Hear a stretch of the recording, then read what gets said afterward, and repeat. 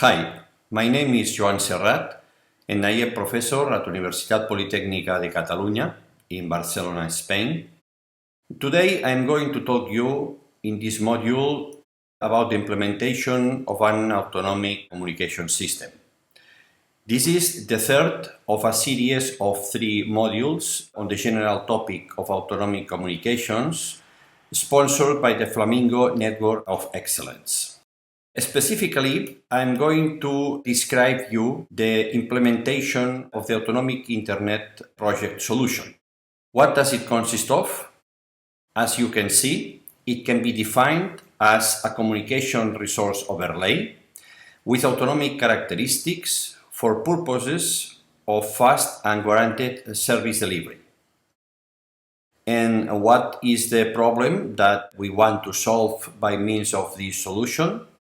Well, as it is well known in the current Internet, the deployment of a service supposes the intervention of several administrators and technicians, but due to its massive service offering, the future Internet cannot rely on skilled people, but in an infrastructure which is intelligent enough to be able to interpret the user needs and satisfy these needs seamlessly and effectively. In other words, what we need is an autonomic network. This is precisely the aim of the AutoI solution. Let's start now with an overview of the system architecture. And this one is framed in the context of 3 stakeholders. The infrastructure provider, who owns the physical communication infrastructure, the virtual network provider, who owns the virtual resources that are based on the physical infrastructure, and the service provider that delivers user services to its customers. The AutoI solution is mainly a tool for the virtual network provider, although with well and clear interfaces with the other 2 roles. As it can be seen, the AutoI solution is constituted by 5 interacting planes, namely the service enablers plane, the orchestration plane, the knowledge plane, the management plane, and the virtual network's resource virtualization plane. Let's go one by one in these planes to understand a little bit what is the functionality, what is the main purpose of these planes, of these layers. First of all, we have the networking resources, which are entrusted to do the forwarding, routing, and the transportation of the different information flows. Going now to the virtual networks, the virtualization plane, this one will contain essentially 2 types of resources, virtual routers and virtual links.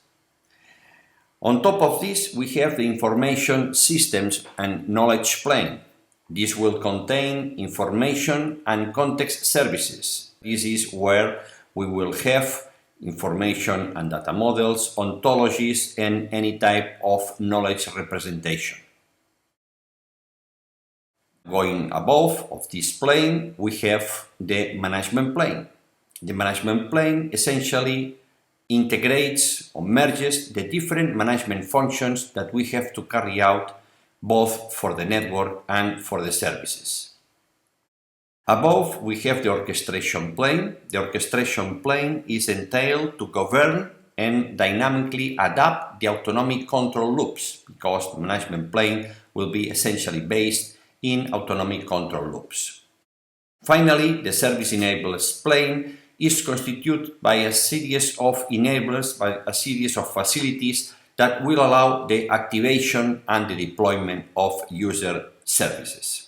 Now, we can go a little bit more inside the different planes, understanding how these planes interact one with each other. This will be structured following the service life cycle. The service life cycle will start with the system bootstrapping. As a consequence of the system bootstrapping, we will have the creation of a set of virtual resources. Once these virtual resources have been created, they will be properly notified to the knowledge plane in order to take account of all these resources for subsequent phases. At the end of the system bootstrapping, we will have a set of virtual infrastructure resources ready to accept the service deployment.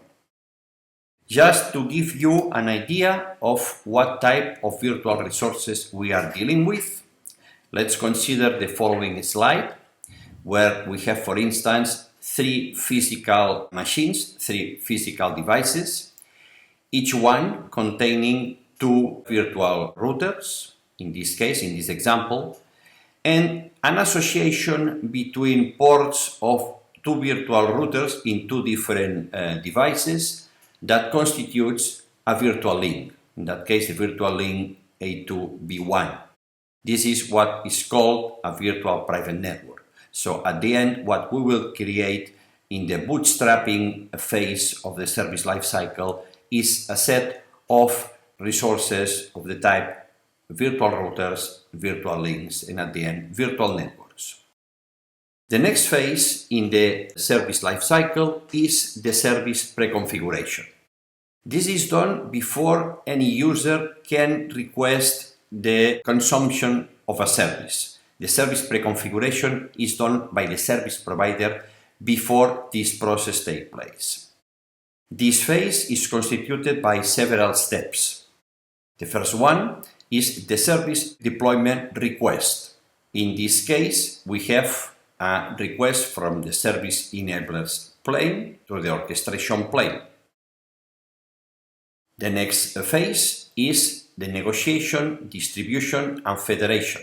In this case, the main action starts from the service enablers plane to the orchestration system, and from this one to the management systems themselves.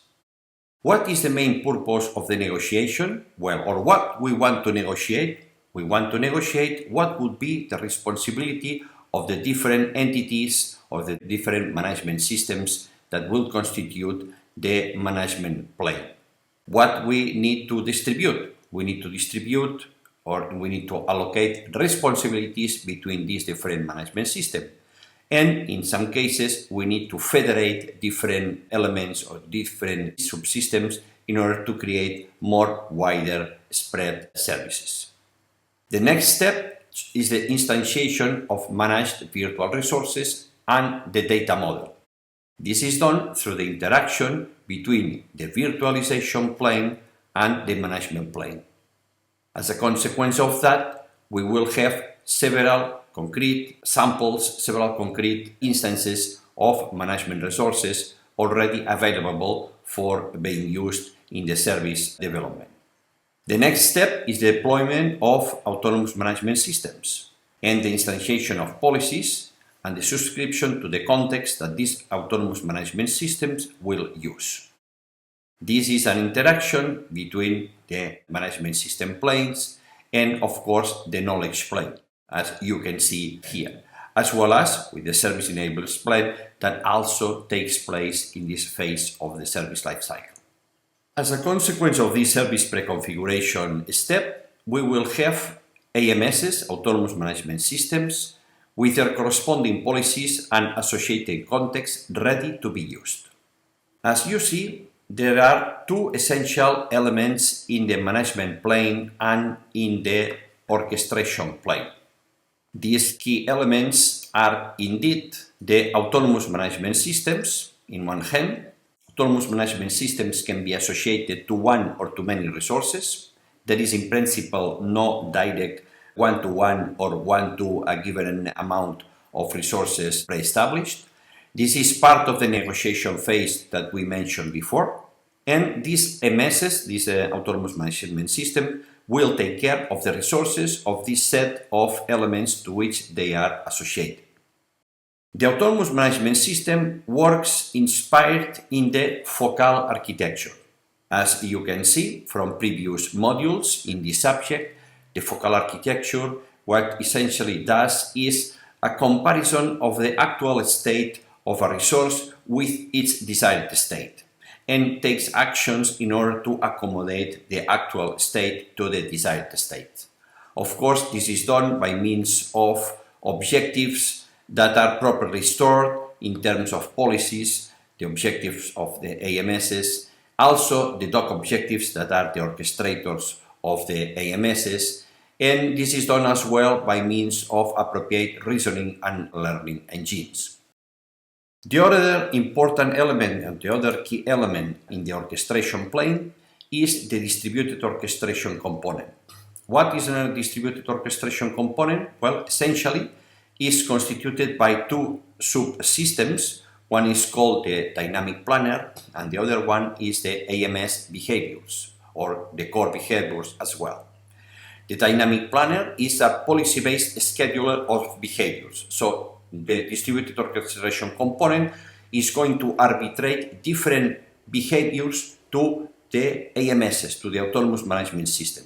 And the planner is the element that decides at which time, at which moment each behavior has to be adopted. These behaviors are essentially divided in two categories, what is called the AMS behavior and the core behaviors. For example, the core behaviors constitute a set of functions like the implementation of the algorithms for the federation, for the negotiation, distribution, and all that stuff that is essentially part of the distributed orchestration component. Going next, in the service life cycle, we have the service invocation phase. In the service invocation phase, we have at this moment that a user is requesting one service that has been already pre-configured. So the service has to be activated. And this is done by means of the interaction of the service in adverse plane and the management plane. At that moment, the management plane will take care of that service. And with which purpose? Well, the main purpose of this management plane in the respect of that plane, of that service, is to ensure that this service is provided with the pre-established quality of service, with the agreed quality of service. So it's necessary a service assurance phase in this case. So appropriate reconfigurations of necessary resources are done if necessary, configuration changes for optimized operation, and self-recovery actions whenever are needed. Good. All this solution was of course tested and was of course analyzed. I will summarize here the main aspects that were conducted in that sense. First of all, the aim of the tests that we conducted were to test specific functionality that had been entrusted to the different planes of the solution, and also we were very much interested with scalability tests. For this reason, we envisaged two types of tests. One medium-scale infrastructure test or testbed, and also a large-scale infrastructure testbed. The medium-scale infrastructure testbed consisted of a fixed network infrastructure based on 10 machines, of which you can see here the most important hardware characteristics, as well as of a mobile network infrastructure consisting of several access points, virtual controllers, and mobile terminals. The functions of all the 5 AutoI planes were represented by a set of integrated components that implemented all these functionalities. In case of the largest scale infrastructure testbed, we used the Grid 5000 testbed, which is set in France and that can be reached by means of this link. The same components that we used in the medium-scale infrastructure testbed were used here as well in the large-scale infrastructure testbed. What type of test we did? Well, we did many tests. Here I will give you an example of a typical of a characteristic test that we realized. Imagine that, for example, you have this virtual network infrastructure constituted by two domains, two network domains, each one controlled by one autonomous management system, by one AMS, and also a mobile network subsystem, which is also under control of another autonomous management network. Here, the main purpose of the service is to set up a connection between a mobile terminal and one file or one server in the fixed network. At a given point of the day, maybe one of these virtual private networks that are set up in any of these subnetworks may be corrupted or may be degraded. And the responsibility in that case of the AMS, of the corresponding AMS, is to switch or to cancel this VPN and to create another one, smoothly transferring or switching the flow from the former to the later. In the case of the wireless access network, in this case the situation is a little bit different. If you want, I can illustrate you in the next slide. Imagine that, for example, you have here two access points and a user terminal which is accessing the server on top of the figure through the blue VPN, the blue flow. At a given moment, one terminal is approaching to this access point, to the access point of the left. As a consequence of that, the available bandwidth is decreasing and the quality, of course, is affected, is decreasing, and the AMS is detecting that and creates or triggers a handover so that the connection to the server of this user terminal to the servers is done through the red line, through the red flow. Well, as a consequence of these experimental validation outcomes, we can say that the AutoI solution provides on-demand creation of virtual infrastructure, also is capable of deployment of services, essentially routing services and application service like video streaming, for instance, the application that I mentioned before. And also the AutoI solution is able to maintain the quality of the service, detecting performance losses, creating new infrastructures, migrating application services to the new infrastructure, and so forth. And that's all by the moment, but I wouldn't like to end my talk just without addressing you to this link where you will find the AutoI project results, and especially all these components that I was mentioning before that are freely available to anyone to experiment and to learn a little bit more about autonomic communication networks. Thank you very much.